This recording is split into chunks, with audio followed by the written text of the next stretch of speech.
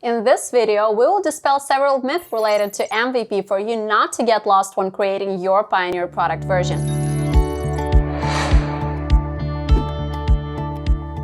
Hi, I'm Anna, and this is Railsware MVP series. In our last videos, we have learned what MVP is and what types of MVP there are in the market.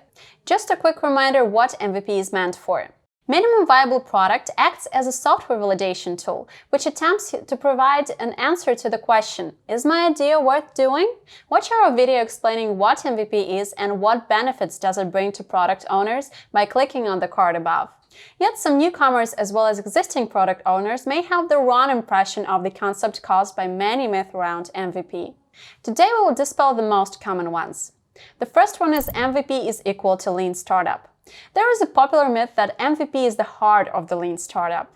This idea is mostly pushed forward by enthusiasts that put technology before everything. But in fact, the keystone of any lean startup is the user validation and development. Most successful products put significant attention on this. Facebook is a good example. At first, the core idea of this startup was to provide college students with a communication tool. The MVP's role was to validate the feasibility of this idea. The rest is the story. MVP is not a lean startup and not even its heart or soul. It's a useful and efficient tool to validate your business idea before hitting development full speed. The next myth is that MVP pulls customers and money in.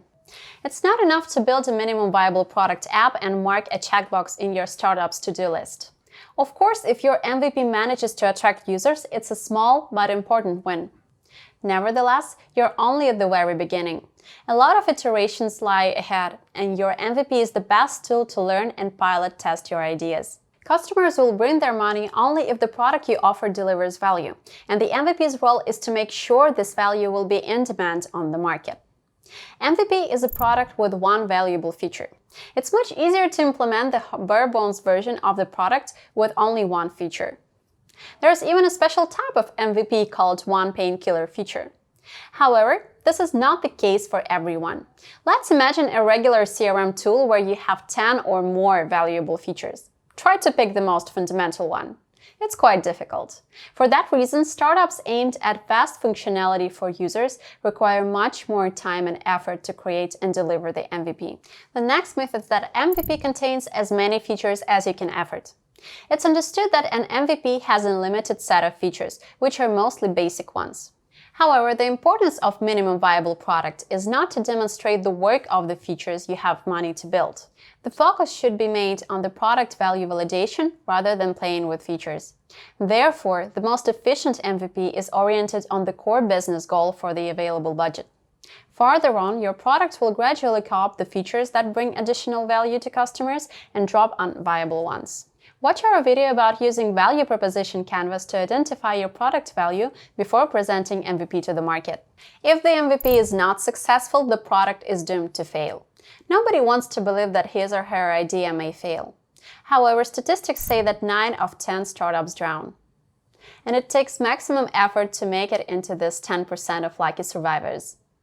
At this point, a failed MVP is not a metric of a failed product.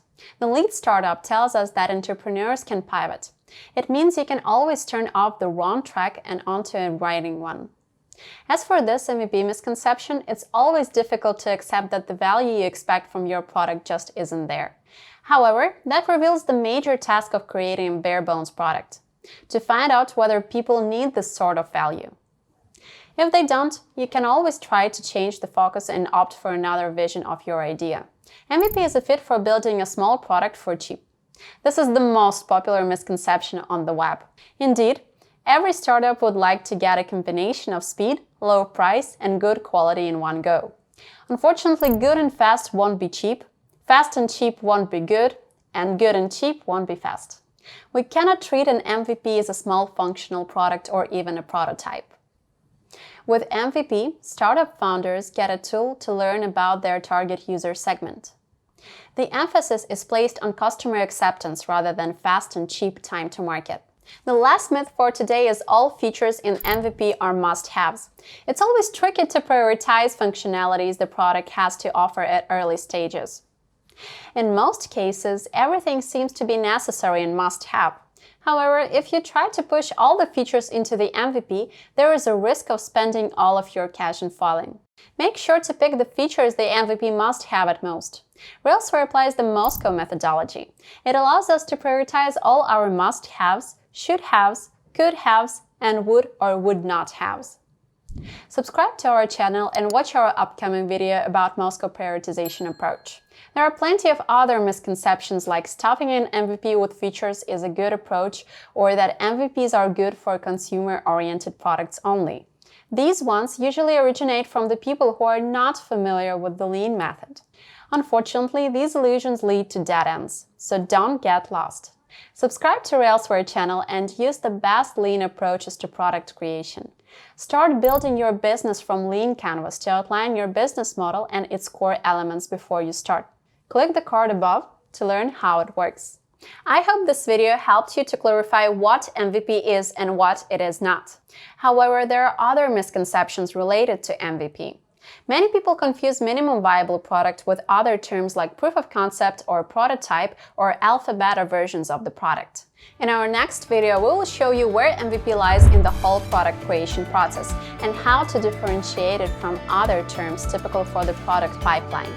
Don't miss it!